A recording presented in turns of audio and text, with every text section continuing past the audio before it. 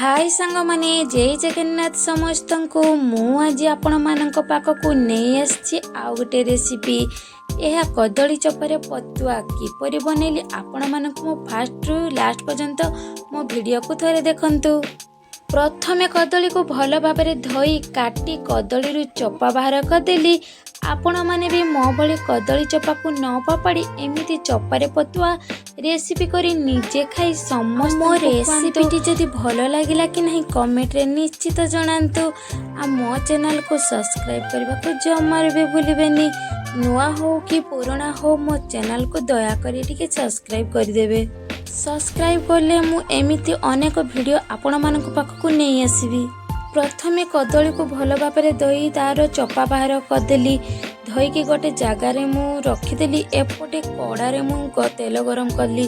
तेल गरम कलापर तेल गरम हो गला पर मु सेथिरे कटा प्याज गोटे आपण जिनिष अनुसार जिनिष देबे।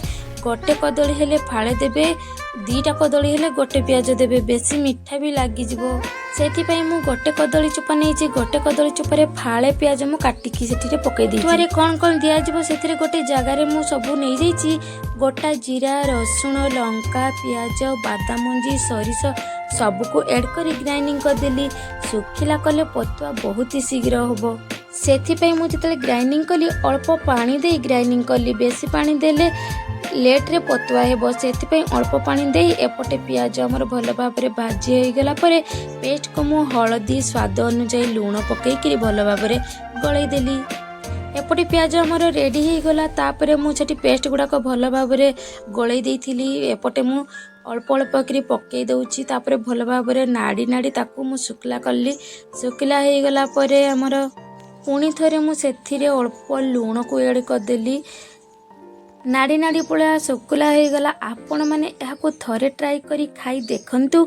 एही पतुआ सबुथिरे खाई परिबे। मुढ़ी हेउ कि पखाळ भात रुटी सबुथिरे खाई परिबे। पुणी थरे नेक्स्ट वीडियो आपण मानक पाखकु नहीं आसीबी। मो चैनल को आपण माने सब्सक्राइब करबा को जमार भी भूलिबेनी। एही परि वीडियो देखिबा को लागिले मो चैनल को सब्सक्राइब करबे। मो पतुआ केमती लागिला आपण माने कमेंट लाइक निश्चित करिवे जमार भी भूलिबेनी। रेडी हो गला मोर कदली चोपारे पतुआ। देखंतु एबे पतुआटी रेडी हो गला परे तार कलर ही देखंतु अलगा टाइप रा टिके। यहाँ थरे खाइले बार बार खाइबा को इच्छा हेबो। कहबे आ कदली चोपा जम्मा भी पकेबानी भूल आउ काम करबानी एमिति ही बनेकी खाइबा। थरे तो ट्राई करंतु तापर आपण जानि परिबे केमती लागिला कि नुहे। समस्ते भलरे थांतु खुशी रे थांतु एतिकी जगन्नाथଙ୍କ पाखरे मारो गुहारी। जय जगन्नाथ सांग माने।